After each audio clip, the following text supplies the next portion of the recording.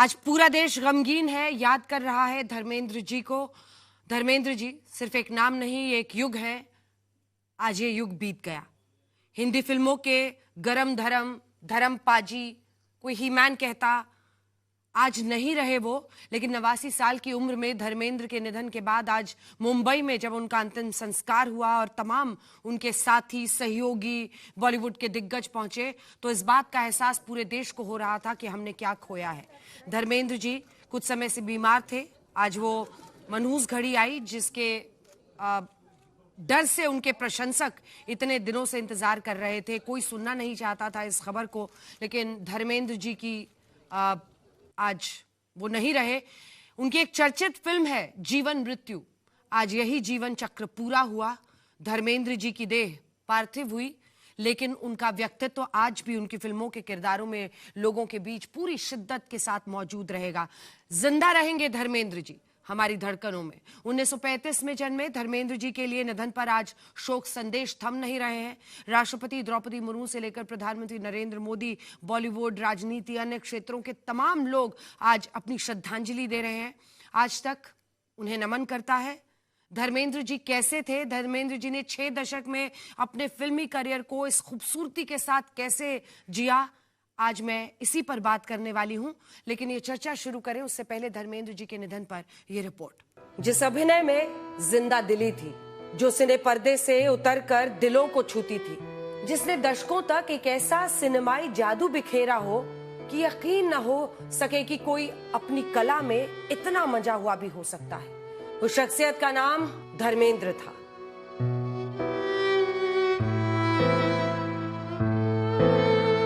नवासी वर्ष के धर्मेंद्र अब नहीं रहे। ये तथ्यात्मक रूप से सही हो सकता है, लेकिन भावात्मक नहीं, क्योंकि वो तो दिलों में जिंदा है और रहेंगे। आज धर्मेंद्र की मौत की पुष्टि तब हुई जब उनके सगे संबंधी और बॉलीवुड से जुड़े कुछ बड़े नाम मुंबई के विलेपाले शमशान घाट में उनका अंतिम संस्कार करने पहुंचे।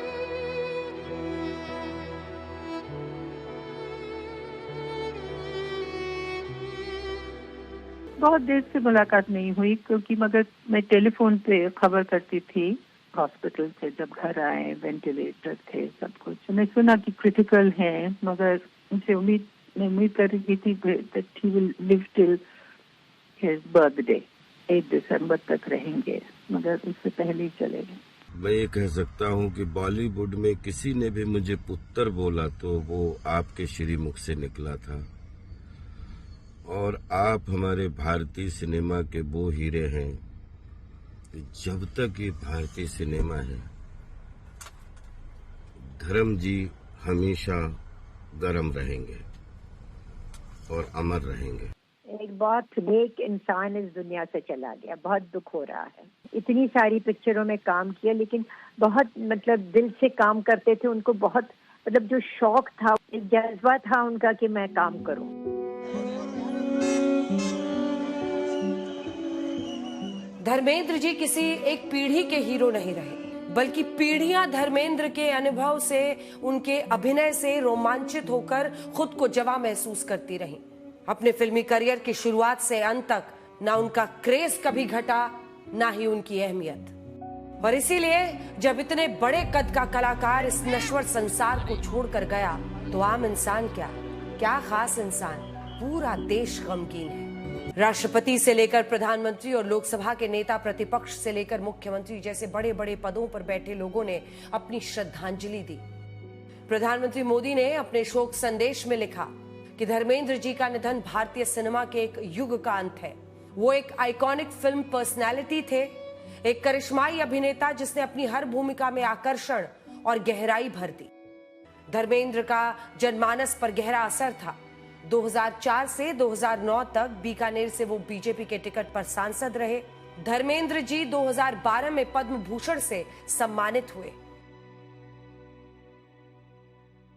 वो केवल अच्छे अभिनेता नहीं थे, अच्छे इंसान भी थे। बहुत सीधे और भोला उनका स्वभाव था। मेरा उनका बड़ा व्यक्तिगत परिचय था और उनका एक उम्दा दिल था, और विशेष रूप से देश की मिट्टी के साथ, किसानों के साथ उनकी बहुत बड़ी कटिबद्धता थी। मुझे बचपन से उनकी पिक्चरों का याद है, चाहे शोले हो, बर्निंग ट्रेन हो, शालीमार हो, किन किन पिक्चरों का हम नाम लें जिनमें धर्मेंद्र जी छाए हुए थे। आज ये खबर सुन के कि वो इस दुनिया में नहीं रहे, बहुत अफसोस हुआ। कई फिल्मों में अद्भुत अक्खड़पन, भोलापन, नटखटपन और शोले जैसी ऐसी कई सारी पिक्चर में उनके अभिनय को जीवन भर कोई भूल नहीं सकेगा। उनका जाना हम सबके लिए कष्टकारी है। मैंने उनको आदरांजलि अर्पित की है और एक बहुत बड़ा कलाकार था और उनको मैं आदरांजलि अर्पित करता हूँ। उनकी निजी जिंदगी भी कमाल की रही। कई लोग हमारे साथ जुड़ रहे हैं और फिल्म इंडस्ट्री में इस वक्त भी लोग श्रद्धांजलि दे रहे हैं। लोग पोस्ट के जरिए उनके चाहने वाले धर्मेंद्र जी के बारे में लिख रहे हैं। उनके बहुत सारे वीडियोस थे जिनको लोग इंस्टा पर देखते थे क्योंकि वो हमेशा जिंदगी को जिंदा दिली के साथ जीने की बात करते थे। राकेश बेदी कुछ देर में हमारे साथ जुड़ेंगे। मुकेश ऋषि जी हमारे साथ जुड़ गए हैं। कोमल नाहटा भी जुड़ रहे हैं, वरिष्ठ फिल्म पत्रकार हैं। और दो खास मेहमान, दो फिल्म क्रिटिक्स प्रदीप सरदाना और रामकिशोर पार्चा जी हमारे साथ यहाँ पर मौजूद है। मुकेश जी, आपके साथ शुरू करना चाहती हूं क्योंकि हम तस्वीरें दिखा रहे हैं उनकी जिंदगी। मतलब ऐसा मुझे लगता है कि फिल्म इंडस्ट्री में तो कोई भी ऐसा व्यक्ति नहीं रहा होगा जिसकी जिंदगी को धर्मेंद्र जी ने नहीं छुआ होगा। आप सब प्रभावित रहे होंगे, किस तरह से उनको याद करेंगे? जी बिल्कुल ठीक कहा आपने, क्योंकि मैं भी जम्मू का रहने वाला हूँ, वहाँ की मेरी पैदाइश है। अगर वहाँ के लिहाज से मैं सोचूं तो धर्म जी एक ऐसे इंसान रहे जो सबसे नजदीक जम्मू के पंजाब पड़ता है, वहां से निकले मुंबई में उनका आना, उस तंदुरुस्ती के साथ, उस खूबसूरती के साथ अपनी जगह बनानी इस मुंबई में, ये हम सब के लिए बहुत बड़ी बात थी। मुझे लगता है कि मुझ जैसे कितने ही एक्टर्स होंगे जिनका रास्ता उन्होंने बताया कि पंजाब से या जम्मू कश्मीर से मुंबई पहुंचना है तो मेहनत करनी पड़ेगी। मैं बिल्कुल नहीं भूल सकता उनको, क्योंकि मेरे हीरो रहे। उस जमाने में मुश्किल से किताबें मिलती थी, एक आध स्क्रीन आती थी, हम तक पहुंचती थी। उनकी तस्वीरों को देखना, उसे अपने घर में अपनी अलमारी में लगाना, वो मेरे लिए बहुत बहुत बड़ा समय था, वक्त था। और वहां से किस्मत ऐसी बदली कि मैंने उनके साथ काम किया। काम में भी वो बहुत ही बेहतरीन इंसान थे वो, और बिल्कुल कभी महसूस नहीं होने दिया उन्होंने कि हम लोग नए हैं उनके लिए। इतनी खूबियों वाले इंसान जो हैं वो कहाँ भूले जाएंगे, कभी नहीं भूले जाएंगे।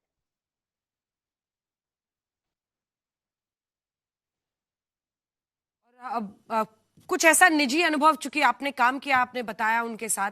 देखिए उनकी फोटो उन दिनों मुझे लगता है हर किसी की अलमारी में अंदर वाली दीवार पर या कहीं ना कहीं जरूर उनकी फोटो लोग लगाते थे। आपने बताया आपने लगाई। वहां से लेकर उनके साथ काम करने का मौका, कोई ऐसा अनुभव जो आप बताना चाहें?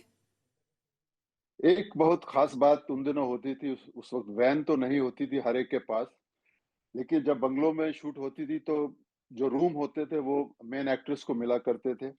मुझे याद है उनके साथ एक फाइट सीन था स्विमिंग पूल में, और सब कपड़े मेरे गीले हो गए थे, तो समझ में नहीं आया कि कहाँ चेंज किया जाए।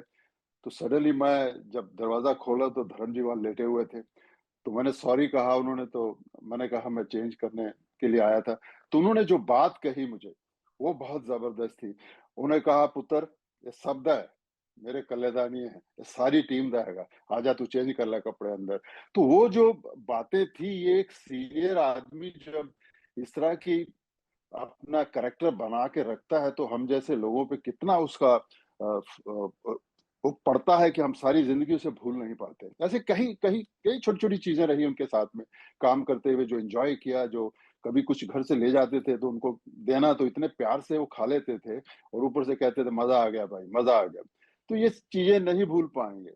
बहुत बहुत कमाल के इंसान रहे, कमाल के एक्टर रहे। वो खूबसूरती, वो फिटनेस जो लेके वो आए, वो कभी नहीं भूल सकते। आप बताइए, क्योंकि आप प्रदीप जी सुबह से हमारे साथ हैं, हम बता भी रहे हैं कि क्या क्या आपने उनको बहुत करीब से देखा। मुझे लगता है जितने लोग उनको जानते थे सब यही कहना है कि मतलब धर्मपा जी एकदम करीबी थे उनके। ये हर किसी को महसूस कराना बहुत आसान काम नहीं होता है कि हर किसी के करीब थे वो प्रदीप जी। बिल्कुल, देखिए यही तो सबसे बड़ी बात है, जो उनकी सादगी थी, उनमें कोई स्टारडम दूर तक नजर नहीं आता था, उसमें कोई ईगो नजर नहीं आता था। हालांकि ये सही है कि उनको कई बार गुस्सा भी बहुत तेज आ जाता था और वो कोई गलत बात को बर्दाश्त नहीं कर पाते थे। मैं प्रेस कॉन्फ्रेंस वगैरह में कभी देखता था कोई ऐशा देओल को लेकर कुछ सवाल कर ले या ये बोले जी साहब सनी अब नहीं चल रहा है, ये नहीं चल रहा, आप नहीं चल रहे, तो उस बात पे कभी गुस्सा भी करते थे। लेकिन जो उनका अपनत्व था, जो उनकी सादगी थी, जो प्यार था, जिसमें आपको बताया पहले भी, जब भी बात को जीते रहो, खुश रहो, यू आर माई फैमिली, अब ये सब चीज़ें दिल में ऐसे घर कर गई हैं जो पहले भी याद आती थी और हमेशा उनको नतमस्तक करती, हमेशा उनको सलाम करती इसी चीज़ के लिए देखकर कि उनमें जो सादगी थी। अब ये लगता है कि हम कभी भी उनसे बात कर लेते थे, मैसेज भेजते थे, बाद में बात आ जाता था और कभी बात पे लाइन पे आ जाते थे, फिर आधा घंटा पौना घंटा नहीं देखते थे, इतनी लंबी लंबी बातें करते रहते थे। आप कुछ भी पूछिए, कुछ भी बात कीजिए, उनकी रील की बात कीजिए, उनकी और फिल्मों की बात कीजिए, कोई पुरानी दोस्ती की बात कीजिए, कोई पीने पिलाने की बात कीजिए। अब जैसे वो पिछले दिनों काफ़ी उन्होंने जिसके बारे में मशहूर रहे, वो खुलकर जिस तरह वो रोमांस को, अपनी फ्लर्ट को स्वीकार करते थे, पीने को भी खुलकर स्वीकार करते थे। होता क्या है कि आप रोमांस की बात भी कीजिए, अब कहना नहीं चाहिए, देखो सबको पता लग ही जाता है। अब अमिताभ रेखा की रोमांस की बात होती है तो कभी उन्होंने स्वीकार नहीं किया अमिताभ ने, और जैसे रेखा आती है तो चुपके से पतली गली से निकल जाते हैं अमिताभ बच्चन। लेकिन ये कोई भी मौका हो, सबके साथ उन्होंने खुलकर कहा। अभी जैसे वहीदा जी के बारे में बात हो रही थी तो मैंने कहा अभी मैंने वहीदा जी का एक सेकंड प्रदीप जी, आपको टोक रही हूँ क्योंकि आज थोड़ा सा गमगीन है इस वक्त हम सब, और मैं इस बात का सम्मान करती हूँ कि आप लंबे वक्त से फिल्म इंडस्ट्री को कवर कर रहे हैं, आप स्टार्स, उनकी निजी जिंदगी के बारे में बहुत कुछ जानते हैं, लेकिन कोई भी अनवेरिफाइड चीज आप ऐसा ना बोले स्क्रीन पर, क्योंकि देखिए बहुत सारे परिवार इन्वॉल्व होते हैं। नहीं, बिल्कुल तो आपने जो अमिताभ जी के लिए भी कहा, हम चाहते हैं कि आप उसको वापस लें, क्योंकि देखिए आपका नजरिया कुछ और हो सकता है देखने का, स्टार्स का नजरिया कुछ और, परिवार का और हमें थोड़ी सी संवेदनशीलता। मेरा कहना है कि वो खुलकर बात करते थे, किसी चीज को झेपते नहीं थे स्वीकार करते हुए। कोई भी आदमी खुलकर बात नहीं करता बहुत से पॉइंट्स के ऊपर, जैसे इनकी डेथ तक पे खुलकर बात नहीं की गई, लेकिन वो कोई भी बात होती थी खुलकर स्वीकार करते थे, कभी ये नहीं कहते थे कि ऐसा वो है। तो ये उनकी बहुत बड़ी ग्रेटनेस थी कि आप जो भी कर रहे हैं उसको स्वीकार कर रहे हैं। आप पीने पिलाने की बात करते उसको भी स्वीकार करते थे। ठीक है कोमल जी, आप क्या कहेंगे इस पे? फिर मैं आ रही हूँ सर आपके पास। बहुत ऑफकोर्स दुखद समाचार है, सबको पता था कि ये होने वाला है, लेकिन जब हो जाता है तब रियलाइज होता है कि कोई प्रिपेयर्ड नहीं था। बिकॉज इतने बड़े आइकॉन की मौत हो जाए, ऑफ कोर्स एक बहुत बड़ा वॉइड उन्होंने छोड़ा है। एंड बहुत ही मतलब मेरे ख्याल से जितने वो पॉपुलर एज एन एक्टर थे, उतने ही पॉपुलर उनकी गुडनेस की वजह से थे। उन्हें ही मैन बोला जाता था, रफ एंड टफ हीरो बोला जाता था, लेकिन उस रफ एंड टफ एक्सटीरियर के अंदर दिल उनका बहुत ही सॉफ्ट था। और एक समय ऐसा था जब पंजाब से लोग स्ट्रगल करने आते थे इंडस्ट्री में, धर्म जी का घर उनके लिए आश्रम की तरह था। कोई भी जाके रह सकता था, एक दिन, 2 दिन, 1 हफ्ते, 2 हफ्ते नहीं, महीनों तक, सालों तक उनके घर पे खाना मिलता था, उनको छत मिलती थी। एंड ऐसे बहुत से लोग हैं जो पंजाब से आके विदाउट एनी गॉडफादर आए, लेकिन धर्म जी के यहाँ रह के उन्होंने अपनी एक अलग पहचान बनाई। एंड जब तक वो सेल्फ सस्टेनिंग नहीं हो गए, धर्म जी के यहाँ खाने की, रहने की सारी सुविधाएं उन्हें मतलब नसीब होती थी। तो ये बहुत बड़ी बात है, इतने बड़े स्टार होने के बाद वो लोगों का ऐसे ख्याल रखते थे जो पंजाब से आते थे। He was a very golden hearted man, बेहतरीन इंसान, बेहतरीन कलाकार। और बहुत मतलब खुद ऐसी जगह से निकले, कहाँ पर पहुंचे। आप सोचिए कि 19 साल की उम्र में उनकी शादी हुई थी, सनी देओल हो चुके थे, उसके बाद वो मुंबई आते हैं और एक पूरी कायनात सजाते हैं ऐसी फिल्मों की, जो कि 300 से ज्यादा फिल्में, लगभग 6 दशक तक ब्लैक एंड व्हाइट से कलर्ड सिनेमा, और आज भी हम रॉकी और रानी की प्रेम कहानी दिखा रहे हैं। आप इस सफर को कैसे कुछ शब्दों में बयां करेंगे? वैसे तो बहुत मुश्किल है समेटना, लेकिन कहते हैं कि ऐसे कलाकार हैं वो तो अमर हैं। अंजना जी, आपने एक लाइन सुनी होगी, डायमंड फॉरएवर, हीरा है सदा के लिए। तो धर्म जी जो है सदा के लिए। अभी हम थोड़ी देर पहले जब बात कर रहे थे तो बहुत सारे लोग जो हैं वो किस्से उनके साथ अपने अनुभव जो हैं वो शेयर कर रहे हैं, लेकिन मैंने एक बीच में बात की कि जो हमारी सिनेमा पॉलिटिक्स होती है और उसमें जो चीज़ें होती हैं, जैसे प्रदीप जी ने कहा कि उनको अभी तक दादा साहब फाल्के मिल जाना चाहिए था, तो कई सारी चीज़ें देखें कि साहित्य की तरह अगर हम देखें तो गुलशन अंदा जो हैं वो सबसे ज़्यादा पढ़े जाने वाले लेखक थे, लेकिन कभी भी उनको साहित्यकारों के बीच में वो सम्मान नहीं मिला जो उनको मिलना चाहिए था, सबसे ज़्यादा रीडरशिप होने के बावजूद। धर्म जी ने सबसे ज्यादा अच्छी फिल्में लोगों को वो दी जो सीधे जाके आपसे कनेक्ट होती हैं, लेकिन फिर भी उनको सुपरस्टार का तमगा कभी नहीं मिला। उनको ही मैन का तमगा मिला। सुपरस्टार का तमगा जिन लोगों को मिला वो सुपरस्टार थे, एक स्टारडम के साथ काम करते थे, लेकिन एज एन एक्टर जो काम धर्म जी करते थे वो शायद ही किसी एक्टर दूसरे ने किया होगा। जितने भी किरदार हैं, जब हम दिखाना चाहते हैं कुछ किरदार उनके, कुछ एक्टिंग, तो वो क्योंकि जब आप देखेंगे डायमंड फॉरएवर वाली बात है। वो आपको लगेगा ही नहीं कि कोई और इसको इस किरदार में ऐसे जान फूंक सकता है, कर भी सकता है। दमदार आवाज, शानदार शख्सियत और बेमिसाल अदाकारी के लिए मशहूर धर्मेंद्र जी ने दर्शकों के दिलों पर दशकों तक राज किया। अलग अलग दशक की फिल्मों में उनके कुछ यादगार डायलॉग्स जो हैं वो हमने इकट्ठा किए हैं आपके लिए, देखिए। और शोले तो है ही, मतलब गोल्डन फॉरएवर। कई डायलॉग्स तो उनके हमेशा हमेशा के लिए अमर हैं, और मुकेश जी मुझे लगता है उनके ये डायलॉग्स हमेशा लोगों को याद रहेंगे। मतलब शोले जैसी आइकॉनिक फिल्म अगर जय वीरू की ये जोड़ी हिट रही तो जाहिर तौर पर इसमें दोनों का, मतलब आप कल्पना नहीं कर सकते कि वीरू की भूमिका कोई और निभाकर उसमें इतना लेयर्स डाल सकता है, कॉमेडी का, तरह तरह के, मतलब, और कैसे उसको अमिताभ जी जय के रूप में मतलब एक तरह से कॉम्प्लीमेंट कर रहे थे। बिल्कुल सही कह रहे हैं आप। उनके सफर में जो फिल्में जो जुड़ी हैं, हकीकत से लेके, सत्याकाम से लेके, शोले से लेके, प्रतिज्ञा, देखिए ये जो रेंज है, ये एक बहुत बड़े एक्टर की निशानी है। और इसीलिए वो लोगों के साथ जुड़े, अपने बिहेवियर की वजह से भी। मुझे उनके लास्ट 2-3 महीने में मुझे इतना प्राउड फील होता उन पे कि उन्होंने अपनी तकलीफ में भी वो मोमेंट नहीं छोड़ा जब वो अपने लोगों के साथ, अपने चाहने वालों के साथ नहीं जुड़ना चाहते थे। उन्होंने उसमें भी लोगों को दिखाया कि कुछ भी हो जाए, अपने अंदर की जो जिद है जिंदा रहने की, कुछ करते रहने की, वो नहीं छोड़नी चाहिए। एक्सरसाइज करते हुए भी दिखते थे, कुछ शायरी भी करते थे, आखिर तक वो जुड़े रहे अपने चाहने वालों के साथ। ऐसा एक्टर जो है, ऐसा इंसान जो है, वो कहाँ धरती पे दोबारा मिलेगा, मेरी समझ से बाहर है। मैं इन चीजों के लिए धर्म जी को दिल से यही रहेगा कि जहां भी रहें वो एकदम फिट ही रहें, लोगों को खुशी करें।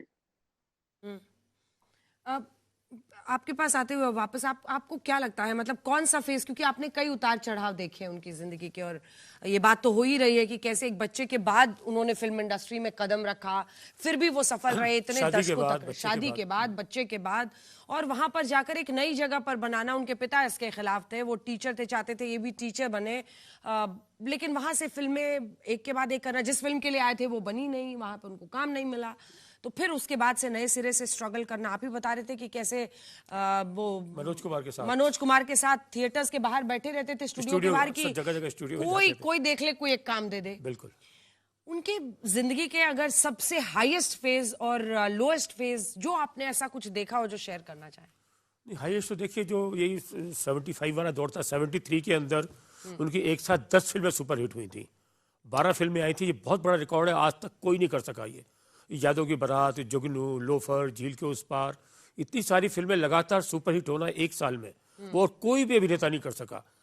किसी की भी आती थी, अमिताभ बच्चन की 4 फिल्में एक साथ आई थी 1 महीने के अंदर, कस्बे वादे, त्रिशूल, ये अपना एक और 2-3 फिल्में और थी, डॉन, तो लेकिन वो चली थी चारों हालांकि, लेकिन 1 महीने के, 1 साल के अंदर 10 फिल्में हिट होना, सुपर हिट होना, वो बहुत बड़ी बात है। कोई भी फिल्म आई, किसी तरह की आई, चाहे वो रोमांटिक जोन में आई, चाहे वो एक्शन में आई, चाहे वो कॉमेडी में आई, सब चली। ये बहुत बड़ी बात होती है कि एक एक्टर, क्योंकि उसके बाद ठप्पा लग जाता है कि इसको रोमांटिक ही करना है, इसको कॉमेडी ही करनी है, इसको एक्शन ही करना है, लेकिन रोमांटिक, एक्शन, कॉमेडी, ड्रामा, चारों जोनर के अंदर जिस तरह फिट थे वो, और कोई एक्टर इतना इजीली, वो खुद कहते थे मैं मेथड एक्टर नहीं हूँ, दिलीप कुमार साहब की तरह नहीं हूँ जिस तरह वो मेथड एक्टर हैं, लेकिन मैं जो बन सकता है, मुझे स्क्रिप्ट अच्छी मिल जाती है, मुझे डायरेक्टर अच्छा मिल जाता है। मैंने उनसे पूछा अभी कुछ समय पहले ही कि आप खुद को कितना, किस में सहज पाते हैं कंफर्टेबल, एक्शन रोल में, कॉमेडी में या रोमांस में? बोले मुझे कोई स्क्रिप्ट अच्छी मिल जाए, जब भी कोई डायरेक्टर अच्छा मिल जाए, बस फिर मैं डूब जाता हूँ।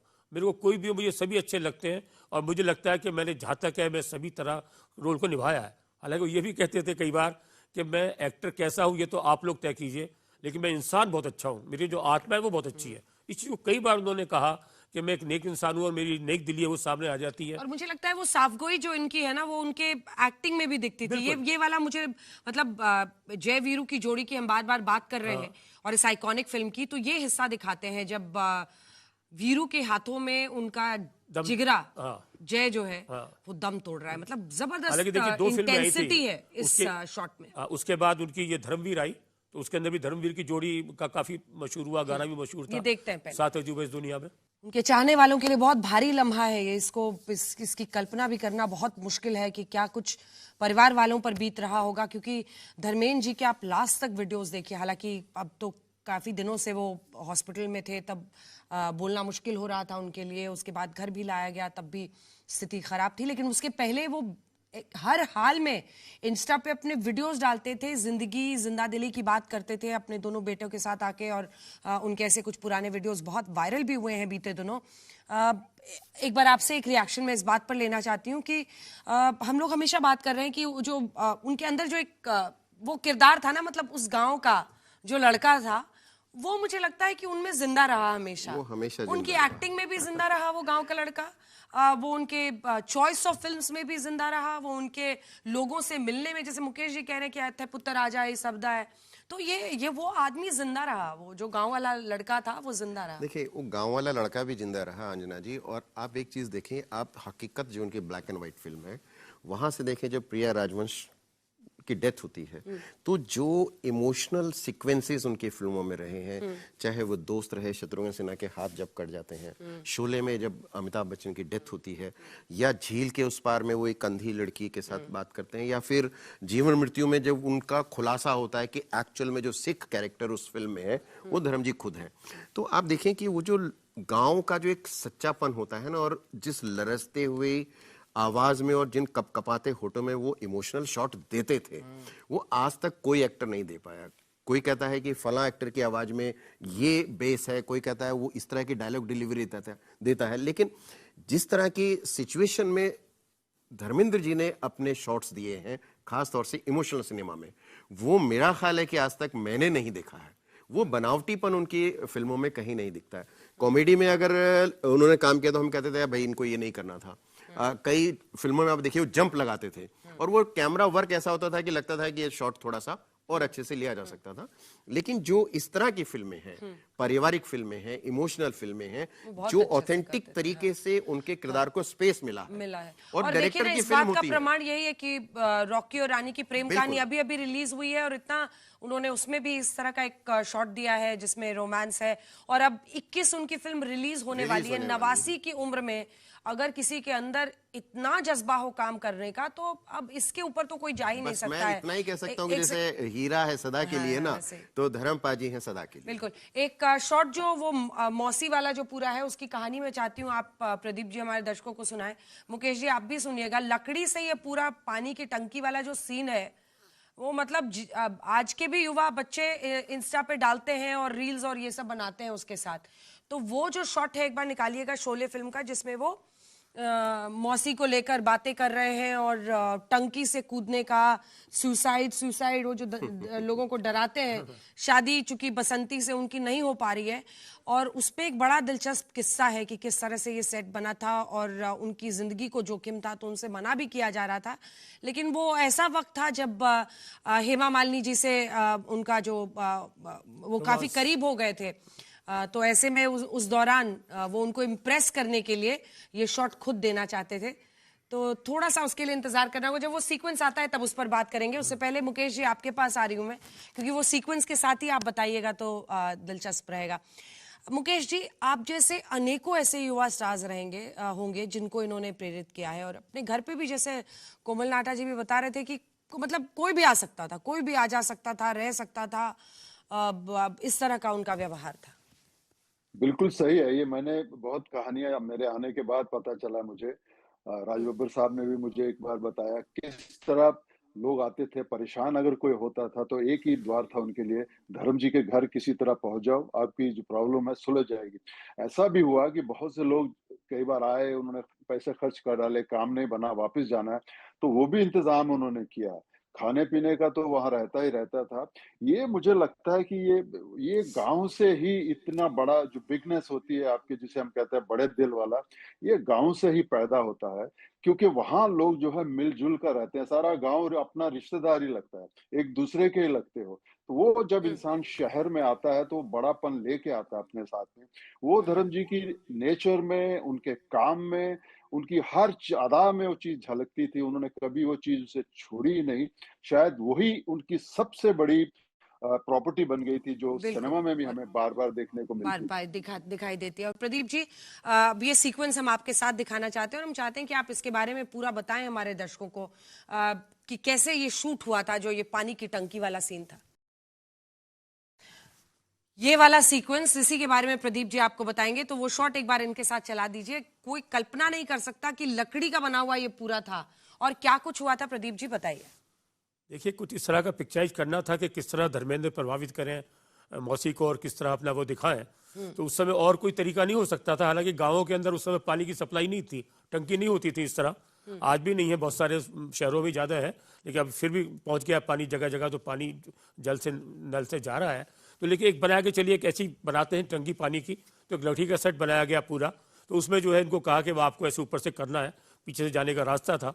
तो लेकिन पूरा सेट लकड़ी का बना हुआ था। लकड़ी का बना हुआ था। तो लेकिन जब ये उन्होंने कहा कि किसी डुप्लीकेट से करा लेंगे और क्लोजअप जो है आपके ले लेंगे इस तरह करके, तो उन्होंने कहा नहीं, मैं ही सारे करूंगा। और धर्मेंद्र इतना उत्साहित हो गए, क्योंकि हेमा मालिनी भी नीचे खड़ी थी और शॉट में भी थी, और वैसे भी शूटिंग के दौरान बैठी हुई थी। तो ऊपर जाकर जब वो पूरी तरह लटक गए उसके ऊपर, जैसे लटका हुआ सीन दिखाया है, तो सब डर गए। रमेश जी ने भी कहा, धर्म क्या कर रहे हैं आप, पीछे हटो पीछे हटो। तो बोले नहीं नहीं कोई बात नहीं भैया, पीछे हटो। सब डर गए कैमरामैन जी कि इस तरह पूरे लटक गए लकड़ी के ऊपर, जरा टूट गए और जोश में अगर सीन किया तो क्या हो जाएगा। लेकिन धर्मेंद्र ने किसी बात की परवाह नहीं की, क्योंकि वो चाहते थे हेमा मालिनी को मैं इम्प्रेस करूं। तो ये सीन इस तरह किया, और हेमा मालिनी को तो इम्प्रेस किया ही किया, और पूरी ऑडियंस को किया। आज तक ये सीन जो है इतना दिलचस्प बन गया है कि उसको जितनी बार भी देखो उतना और देखने को मन करता है। तो ये बहुत बड़ी बात थी। और मैं तो असल में ये कहूँगा, देखिए अभी उनकी फिल्म आ रही है 21, तो मैं तो ये कहूँगा 90 की उम्र में भी उन्हें 21 का दिल था। बिल्कुल ऐसे ही 90 की उम्र में 21 का दिल होना। आप उसी तरह बात करें, प्यार की, रोमांस की, कोई भी हंसी की, मजाक की, कोई भी आप बात कीजिए तो इतना खुल के और तक हंस के करते थे, तो बहुत अच्छा लगता था। इसलिए हम तो चाहते थे कि देखिए जाना सबने है एक दिन, लेकिन वो 90 के अब जब हो जाते 8 दिसंबर को, दिसंबर में और रुक जाते तो भी अच्छा लगता कि उनका जन्मदिन बन जाता। इसके अलावा 12 दिसंबर को शोले जो है 4K के अंदर रिलीज हो रही है, अनकट के हिसाब से। काफ़ी उसके अंदर काफ़ी सब वही का वही दिखाया है, और 1500 स्क्रीन पे जाएगी 50 साल जब गोल्डन जुबली उसकी। उनके चाहने वालों के लिए कितना बड़ा वो रहेगा, हाँ। उनके लिए मौका रहेगा। लेकिन 2-3 बातें हैं उनके बारे में जो हम आपको बताना चाहते हैं, क्योंकि उनकी जो जिस हैंडसम लुक की बात होती है कि बहुत ही गुड लुकिंग ही मैन, हैंडसम एक्टर थे, उससे अछूता नहीं था। माधुरी दीक्षित भी उनको बहुत पसंद करती थी। उन्होंने भी कहा कि one of the most good looking actors अगर कोई है तो वही है। ग्रीक गॉड का लुक है उनका, ये जया बच्चन जी ने कहा था। इसी के साथ मतलब आप देखिए जितने स्टार्स जो उनके साथ भी उस दौरान थे, वो सभी के सभी मतलब सबसे हैंडसम मैन उनको माधुरी जी कहती थी। जया बच्चन ने ग्रीक गॉड कहा था, जैसा आप स्क्रीन पर देख रहे हैं। और इसी के साथ उनके प्रशंसक, और 10 फिल्में कुल ऐसी थी जो हमने खोज के निकाली हैं आपके लिए। जैसे अमिताभ जी के लिए आपने देखा होगा एक पूरा दौर चला जब हर फिल्म में वो उनका नाम विजय होता था, वैसे ही धर्मेंद्र जी के लिए अशोक नाम था। सबसे पहला आप देख रही हैं 12 फिल्में ऐसी थी जिनमें उनका नाम था अशोक। 1960 में दिल भी तेरा हम भी तेरे, फिर गंगा की लहरें 1964 में, दिल ने फिर याद किया उसमें भी अशोक नाम से वो थे। अनुपमा फिल्म 1966 की, अशोक नाम था उनका। दुल्हन एक रात की 1967 की, जीवन मृत्यु 1970 की, उसके बाद जुगनू 1973, आज़ाद 1978, द बर्निंग ट्रेन 1980 की फिल्म, तीसरी आंख 1982 की फिल्म, और वक्त का बादशाह 1992, और रखवाले जो कि 1994 में बनी थी। फिल्मी पर्दे पर अशोक बनकर आते हों और उसके बाद से आज तक लोगों के घरों तक पहुंचते रहे हों अपने सोशल मीडिया के जरिए, फिल्मों के जरिए। और सोचिए आज भी 89 की उम्र में जब हम और आप मिलकर उनको श्रद्धांजलि दे रहे हैं, उनकी फिल्म 21 तो अभी रिलीज होने ही वाली है। कल्पना कीजिए कैसी शिद्दत रही होगी अपने प्रोफेशन के लिए, कैसा उन्होंने जीवन जिया है। इतना बड़ा उनका कद है कि आज पूरा देश गमगीन है। लेकिन एक बात तय है, धर्मेंद्र हमेशा जिंदा रहेंगे हमारे दिलों में। देखते रहिए आज तक।